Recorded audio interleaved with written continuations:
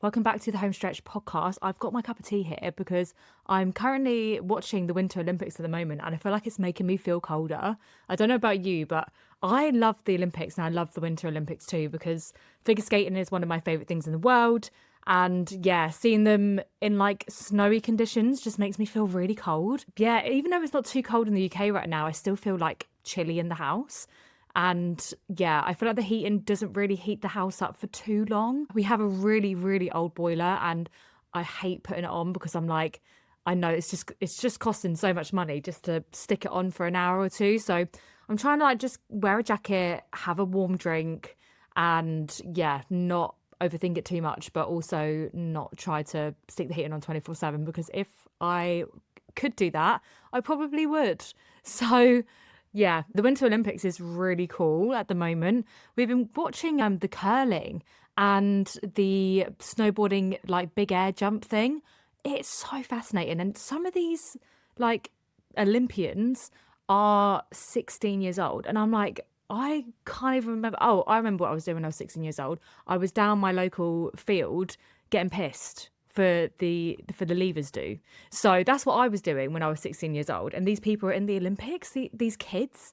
It's just actually crazy to me. Like it's actually crazy. But yeah, it's funny how their lives are very different to what mine was when I was 16. But anyways, fair play to them. It must be quite intense having to be an Olympian or have a lot of pressure to win for your country at 16 years old. It is quite mad when you think about it, isn't it? Like when I was 16, I didn't have any pressure apart from trying to get into uni. So, or at least trying to get into sixth form first and then into uni. Winning a gold medal or any medal alone for your country, being that age, is a whole lot of pressure. I do feel for all those kids. They are kids still, that are currently in the Winter Olympics, but it's so fascinating to watch. And I do think that if you haven't been watching it, go back and watch highlights of the day. It is really interesting. Like, I didn't realize how many different sports had different rules and what different things were called, like the different air jumps and the amount of turns and the way you start the air jump and how you land it. It's so fascinating. There's so much to it. And yeah, I feel like curling is something that I really want to try. And that sounds really sad, but I think it's because me and Nathan went to Boom Battle Bar in Cambridge over the weekend for his birthday. So we played shuffleboard, and that's kind of like curling. Yeah, it's kind of like the curling in the Winter Olympics, but on a really small scale. And yeah, it's like basically these really small round things where you slide it across and there's like sand in it and they're basically weighted, so you have to, but you can curl them round. It's so much fun and I actually quite enjoy things like that. So I feel like, the winter curling, I don't know what you call it. Would you call it, is it just normal curling? I don't know. It might just be called curling, to be honest. I'm just calling it winter curling for some strange reason, but that looks really fun. And apparently they're doing in different like ice rinks around the country for the Winter Olympics week.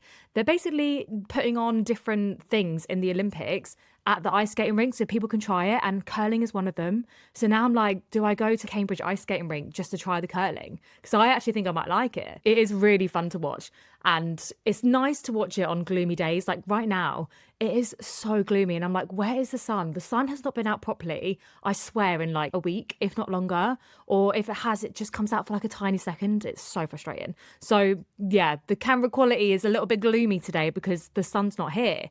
And the lighting that I have, I need to still work it out. So you've just got kind of me and it being a very gloomy day. So hopefully that's okay. And the camera is actually on focus with me today, because before, I think it was like 2 weeks ago, for some reason, like my camera is good and I do really like my camera. I think it's a Sony SV5 or something like that. But it's like a vlogging style camera. A couple of weeks ago, for some reason, I must have clicked on the screen and then it tracked my microphone. So the whole time, my microphone is like so clear, and then me is like a tiny bit blurry in the background, just chatting for half an hour. So that's obviously not fun to sit and watch. And there was no way that I was refilming that whole thing. There's just no way. I feel like when you do longer form content, and something messes up, you kind of try and get around it and just wing it and get on with it. Because for me, I'm actually okay with that rather than redoing the whole thing. Anyways, happy new week to you, whatever you're up to this week. And yeah, I feel like for me this week has been very kind of detoxing from social media in a way that is like reframing, especially with my Instagram. I'm reframing my thought process around it and my energy towards it, because I've always been like really good with my TikTok. I've been very kind of on it. I understand how it works. I'm very like, I'll just whack my camera out and start talking. Whereas Instagram has always been one of those platforms where I've really struggled with it. And I think it's because when you're younger, you kind of look at Instagram as like a little bit of a platform egotistically for people that are trying to be like wannabe influencers. And for me, I wanted my Instagram, my work kind of, I call it my work Instagram, but it's kind of like my lifestyle, home content Instagram that isn't my personal Instagram with all my friends and family and everything on it. This is like separate, where I want to kind of grow that as well as my TikTok. And I just didn't want it to be this whole kind of staged with like shoots of like just not, if that's just not me. And for me, there is still some people out there that want to be like that. And that for me is very ego driven and very, I want to be an influencer. Not cringy. I think cringe is the wrong word, because I feel like everyone's content is a bit cringe until it's not cringe anymore. But I just don't want it to be like posy, and yeah, that's just not me at all. I feel like I'm very, I don't know, authentic in terms of my content. It's very real, and it's not polished, and it's not edited to the brim. Like, it's very chilled and very minimal kind of editing. And that's what I'm kind of aiming for. So the past kind of week or two, I've been really testing like trial reels, which is so interesting, by the way. I think my best one got like maybe 2,500 views, and I posted it on my actual Instagram. And yeah, it's doing better as the days go on, but I haven't got any followers from it yet.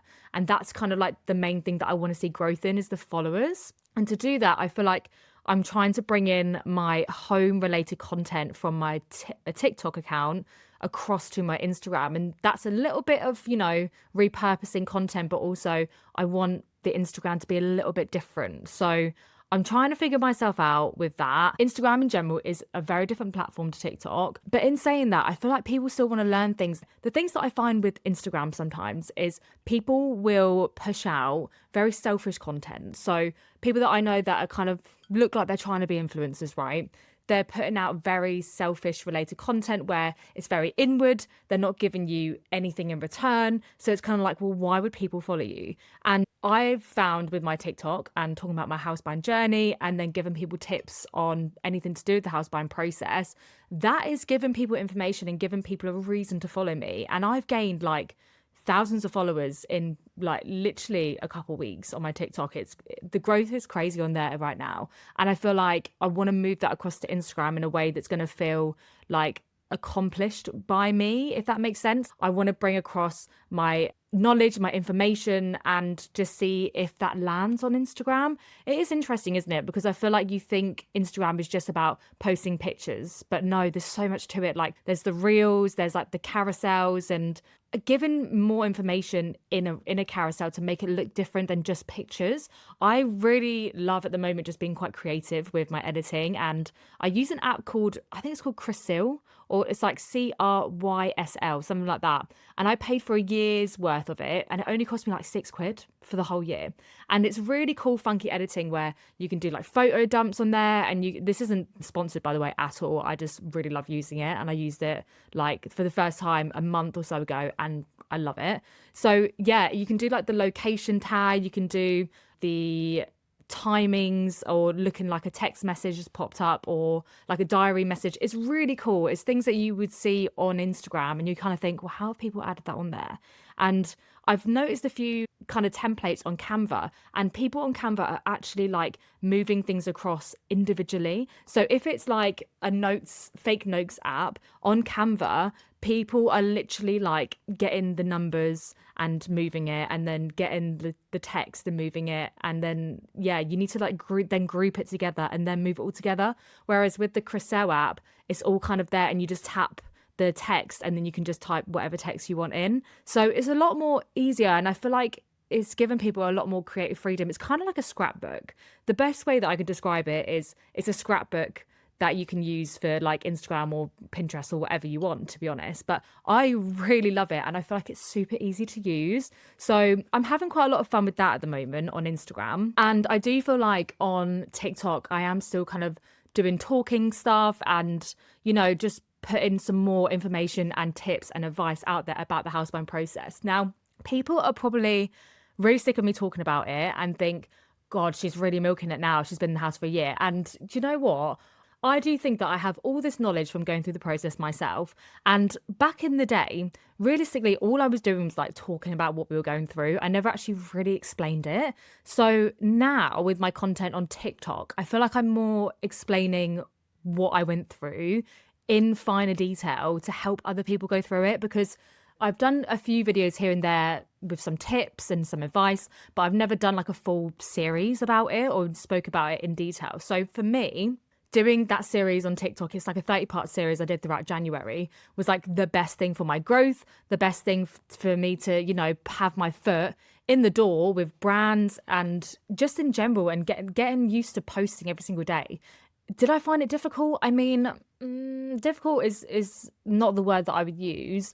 I would say that it was a little bit sometimes time consuming, only because I would film a whole 10-minute video on TikTok directly, and then I would edit that video on TikTok, and the editing would probably take me like half an hour. So all in all, one video would take me like 40 minutes. Now, if I was doing that every single day, posting every single day like I was basically like batch filming the maybe 3 or 4 in one go. So I would film an hour's worth nearly of content, and then I would try and edit that day or the next day, because otherwise I'd be sat in my drafts for ages. So it did take me quite a while to get used to actually filming them and editing them and making sure majority of the time that I was posting every single day. Now, did I post every single day in January for the challenge? No, because that is the smart thing about it. I didn't call it a 30-day series. I called it a 30-part series. And that in itself alleviated so much pressure off me, because I wasn't then meeting the day by day. I wasn't saying, right, I have to do day 7 because it is day 7 now. Part 7 can be posted on day 8 because it's just in parts. It's not in days. So I feel like if you are thinking ever about doing a series, the best thing to do is to call it a part series, like PART. I don't know. I said a part and that sounded like a part, but it's PART, part, instead of a day, like DAY, because you don't want to put that pressure on yourself, especially if you're doing something like a 30-day series. I started it by feeling quite, you know, I'm going to get these out and roll them out. I think the first week I filmed all like 7 that week in one day, and I thought this is fine. I'm going to be absolutely fine doing this. But as the days was going on, it felt like it was taking a bit longer here and there to actually film and edit them down. So I do think taking that pressure off yourself by not calling it like a day series was like the best thing for me, and it could be for you. But I think series are a great thing to do on TikTok. If you're really serious about building a community, building a following, like actually wanting to help people and spread your message and spread your, you know, your educational, the things that you know in life that you think would help others, then a series is a great thing to do, because you'll find people that are interested in your topic or what they want to learn about. They will come back for the other series. Like, and I say the other series, the other parts of the series. And I've had so many messages from people saying, I've watched all of these all the way through. And I'm thinking, that's 5 hours of, you know, content. Fair play. Like, I can listen to my voice for 5 hours straight. I struggle so much sometimes to even listen back to my podcast. So yeah, I do think a series is a great way to build your kind of platform in terms of like actually being a trustworthy person in your niche. And you know, everyone's niche is going to be totally different, and there's going to be that question of, should you niche down or should you just kind of talk about anything? And to be honest, I do think if you go about it the second way, where you just talk about loads of different things and things that you're passionate about, things that you love, things that give you that energy, I do think you're overdoing it a little bit, because people will just be quite confused of what they're going to know you for. Whereas with my stuff, for example, I was talking about my house buying process. So people associated me with buying a house, and I was going through what I was going through, and people were either following along to see if I was going to get the house or not, because it's exciting. You know, you're following someone's journey live, and the house could have fallen through and it would have been an absolute nightmare and I would have cried loads, but that didn't happen. And then you've got other people too that are following along because they're going through the situation as well, and they basically might want to see if they're also going to experience the same things that I'm experiencing at that time. So I'm kind of giving education, but also making it a little bit inspiring for people that want to buy their first home. So do you niche down? Do you not?